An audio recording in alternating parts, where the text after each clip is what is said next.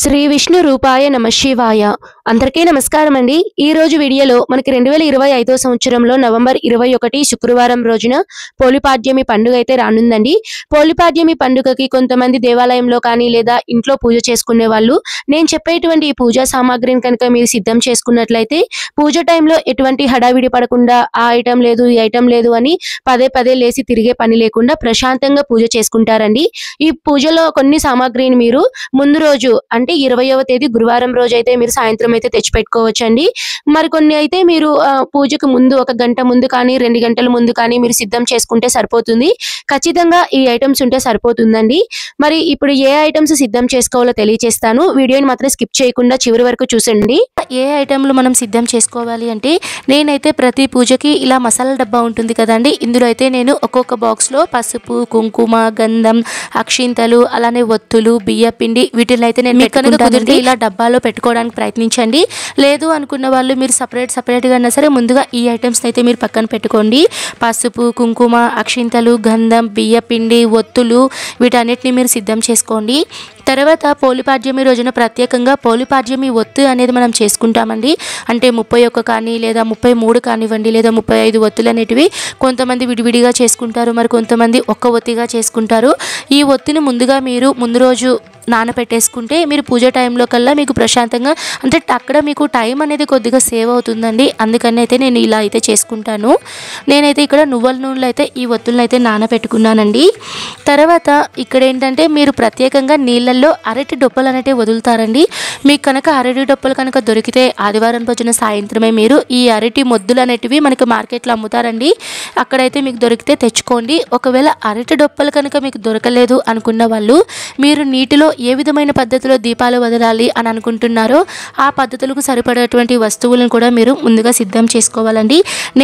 నాకైతే అరటి డొప్పలు అయితే దొరకలేదండి. కానీ నేను ఏ పద్ధతిలో చేసుకుంటున్నానో అది కూడా మీకు ఆ ఐటమ్స్ కూడా నేను ఏమేమి పెట్టుకున్నానో మీకు చూపిస్తానండి. నేనైతే ఇక్కడ ఏంటంటే ఇది వచ్చేసి చిన్న కప్స్ అంటారండి. ఇవి వచ్చేసి మనకి ఆకు కప్పులు అని అంటారు. ఇవి వచ్చేసి మనకి 10 రూపాయలకి ఈజీగా మనకి ఒక 20-30 అయితే ఉంటాయండి. ఎక్కువగా టెంపుల్స్లో అయితే ప్రసాదం అనేది పంచడానికి వీటిని అయితే మనం కొంటూ ఉంటాము. నేనైతే ఇదైతే ఒక ప్యాకెట్ తీసుకున్నానండి. 10 రూపీస్ అండి. ఇందులో అయితే చాలానే ఉన్నాయి.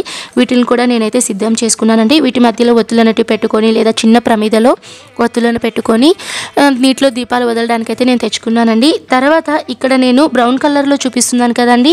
ఇది వచ్చేసి అరటి చెట్టు ఉంటుంది కదండి, ఆ చెట్టుతో చేస్తారట అండి. ఇవైతే కప్స్. ఇవి కూడా మనకి పూజా షాప్స్లో అయితే దొరుకుతాయండి. 2 కప్పులు వచ్చేసి నాకైతే 10 రూపాయలు తీసుకున్నారు. ఒకవేళ దొరికితే ఇవి కూడా మీరు తెచ్చుకోండి. తర్వాత ప్లేట్ అండి. మనకి పేపర్ ప్లేట్స్ ఉంటాయి కదా ఏదైనా ప్రసాదం పంచడానికి. సో ఈ పేపర్ ప్లేట్స్ కూడా ఒక 2 అయితే తెచ్చుకున్నానండి. తర్వాత టెంకాయ చిప్పలండి. చాలామంది దీపారాధన అనేది నీటిలో వదిలేటప్పుడు టెంకాయ చిప్పల్లో ఒత్తులు పెట్టి దీపారాధన చేసి వదులుతూ ఉంటారండి. కాబట్టి టెంకాయ చిప్పలను కూడా మీరు ముందుగా సిద్ధం చేసుకోండి. అంటే నాకు తెలిసి ఇవన్నీ ఐటమ్స్ మీరు ముందు రోజే సిద్ధం చేసుకుంటే పూజ టైంలో ఎర్లీ మార్నింగ్ పూజ చేసే వాళ్ళకైతే కొద్దిగా టైం అనేది సేవ్ అవుతుందండి. ప్రశాంతంగా పూజ చేసుకుంటారు. తర్వాత ఇంకా మనం వేరే రకాలుగా వెలిగించాలి అని అనుకుంటే ఆకుల మీద కూడా వెలిగిస్తూ ఉంటారండి. అలానే కొంతమంది ఏం చేస్తారంటే ఇంట్లో వెలిగించే వాళ్ళు ఇత్తలి ప్లేట్ ఉంటుంది కదండి, ఆ తేలికైనటువంటి ప్లేట్ దాని మధ్యలో ఒక చిన్న ప్రమిద పెట్టి వెలిగించడానికి ఇత్తలి ప్లేట్ కానివ్వండి. లేదా కొంతమంది ఏం చేస్తారంటే మనకి ప్లాస్టిక్ డబ్బాల మీద మూతలు ఉంటాయి కదా, ఆ మూతల మీద కూడా చిన్న ప్రమిద పెట్టి దీపాలు అనేటివి ఇంట్లో చేసుకునే వాళ్ళకైతే ఈ ఐడియా అనేది చాలా బాగా ఉపయోగపడుతుందండి. తర్వాత చిన్న ప్రమిదలండి. మనం నీటిలో పెద్ద ప్రమిదలు పెట్టేస్తే మునిగిపోతాయి అనే ఉద్దేశంతో చిన్న ప్రమిదలు అయితే నేనైతే ఒక డజన్ 12 వచ్చేసి నాకు ఒక 20 రూపాయలు తీసుకున్నారండి. అందుకని నేను ఇక్కడ చిన్నవి అయితే తెచ్చుకున్నానండి. తర్వాత గంగాజలం అండి. మనం పూజ చేసేటప్పుడు నీటిని అయితే మనం తీసుకుంటాం కదా, అందులో మనం కొద్దిగా గంగాజలం కనుక మనకి మార్కెట్లో అమ్ముతారండి పూజా షాప్స్లో. కుదిరితే తెచ్చుకోండి. 10 రూపాయలు అయితే ఉంటుంది డబ్బా. తర్వాత నీళ్ళని అయితే తీసుకోవాలి. ఒక బాటిల్ నిండా నీళ్లు. ఇవేంటంటే మీరు పూజ ముందు కూడా మీరు ఈ నీళ్ళనైతే మీరు అప్పటికే నీళ్ళనైతే తీసుకోవచ్చండి. తర్వాత కొన్ని నార్మల్ ఒత్తులండి. ఎందుకంటే పూజ చేసేటప్పుడు నీటిలోనే కాకుండా మనం పక్కన కూడా దేవుడి దగ్గర దీపారాధన చేసుకోవడానికి ఒత్తులు అనేటివి కూడా సిద్ధం చేసుకోవాలి. తర్వాత నూనె అండి. ఆవు నెయ్యి కానీ లేదా నువ్వుల నూనె కానీ మీ దగ్గర ఏది అందుబాటులో ఉంటే ఆ నూనెని అయితే మీరు సిద్ధం చేసుకోండి. తర్వాత పూలండి. ఇది వచ్చేసి మీరు ముందు రోజు కనుక సిద్ధం చేసుకుంటే వాడిపోతాయి కాబట్టి తెచ్చి ఫ్రిడ్జ్లో పెట్టుకోండి. ఎర్లీ మార్నింగ్ మీరు పూజ టైంలో ఈ పూలను కూడా మీరు ముందుగా పూజ దగ్గర పెట్టేసుకుంటే సరిపోతుంది. తర్వాత మీరు స్వామివారికి కానివ్వండి లేదా అమ్మవారికి మీరు తాంబూలంగా ఇవ్వాలని అనుకుంటే అరటి పండ్లు కానివ్వండి సిద్ధం చేసుకోండి. ఒకవేళ అరటి పండ్లు అలాంటివి లేనప్పుడు ఎండు ఖర్జూరం అనేది కూడా మీరు తాంబూలంలో పెట్టి ఇవ్వచ్చండి. తమలపాకులు, వక్కలు వీటితో పాటు మనం ఎండు ఖర్జూరం కూడా పెట్టి ఇవ్వచ్చు. తర్వాత దూది వస్త్రం అండి, ఇది కేవలం ఆప్షనల్.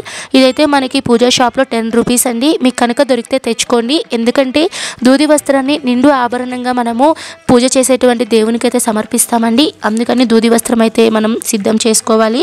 తర్వాత దీపాలండి, ఇంట్లో కనుక పూజ చేసేవాళ్ళు దీపాలు అనేటివి ఇంట్లో ఉంటాయి కదండి, వెండివి కానీ ఇత్తడివి కానీ ఏదన్నా మోడల్స్వి. ముందుగానే మీరు ఈ సామాన్లంతా క్లీన్ చేసుకొని మీరు పూజకు దగ్గర అయితే పెట్టేసుకుంటే సరిపోతుందండి.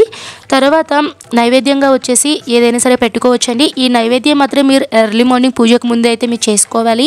మీరు ఏదైనా చేసుకోగలని అనుకుంటే చేసుకోవచ్చండి. లేదు అనుకున్న వాళ్ళు బెల్లం, వడపప్పునైతే మీరు నైవేద్యంగా పెడితే సరిపోతుందండి.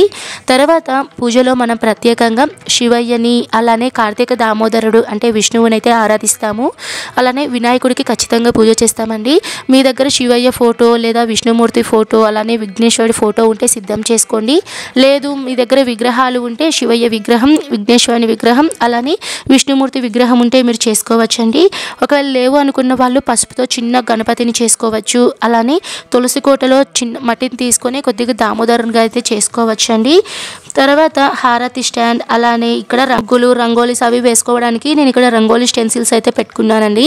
తర్వాత ముఖ్యంగా మనకు కావాల్సింది పోలిపాడ్యమి వ్రతకథ అనేది చదవాలండి. దానికోసం కార్తీక పురాణం పుస్తకం కానివ్వండి లేదా ఆ రోజున మీరు కార్తీక మాసంలో మీరు అధ్యాయాలు చదవలేని వాళ్ళు మిస్ అయినవి కూడా మీరు ఈ పోలిపాడ్యమి రోజున ఉదయాన్నే చదివితే సరిపోతుందండి. దానికోసం శివపురాణం, కార్తీక పురాణం పుస్తకాలు తెచ్చుకుంటే ఖచ్చితంగా మీ శివపురాణం, కార్తీక పురాణం ఈ పుస్తకాలు ఖచ్చితంగా మీరు పూజలో పెట్టుకోవాలండి. దానికోసం ఈ పుస్తకాలను కూడా నేను ఒక దగ్గర అయితే పక్కన సపరేట్గా పెట్టుకున్నానండి. తర్వాత కర్పూరం, తర్వాత టెంకాయ, చాలామంది టెంకాయ అనేది సమర్పిస్తారండి. దానికోసం టెంకాయలు, ఏదైనా ఫ్రూట్స్ అనేటివి ఎక్కువగా మీరు సిద్ధం చేసుకోవాలనుకుంటే ఫ్రూట్స్ వీటిని కూడా మీరు సిద్ధం చేసుకోవచ్చండి.